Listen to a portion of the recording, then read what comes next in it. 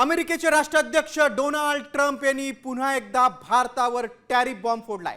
Trump यांनी भारतावर तब्बल 50% टॅरिफ कर लावलाय।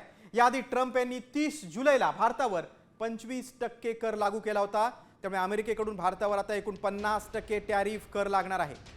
भारताने रशियाकडून लष्करी उपकरण आणि तेल खरेदी सुरू ठेवली तर सध्याच्या शुल्का व्यतिरिक्त अतिरिक्त दंडही लावला जाऊ शकतो असं ट्रम्प यांनी म्हटलंय। त्यानंतर आता ट्रम्प यांनी टॅरिफ अध्यादेशावर स्वाक्षरी केली। 17 सप्टेंबर पासून 50% टॅरिफ लागू होणार आहे।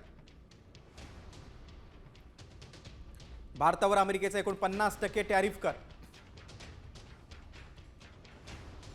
27 ऑगस्ट पासून 50% टॅरिफ कर लागू होणार आहे। 27 ऑगस्ट नंतर भारतातून अमेरिकेत पाठवणाऱ्या वस्तूंवर हा कर आकारला जाईल। 17 सप्टेंबर 2025 पूर्वी अमेरिकेत पोहोचलेल्या वस्तूंवर कर नाही। भारत रशियाकडून तेल खरेदी करत असल्याने अमेरिकेने हा मोठा निर्णय घेतलाय। आता isakal.com आहे देशातील नंबर 1 ची मराठी न्यूज वेबसाईट। प्रत्येक अपडेटसाठी isakal.com ला नक्की भेट द्या।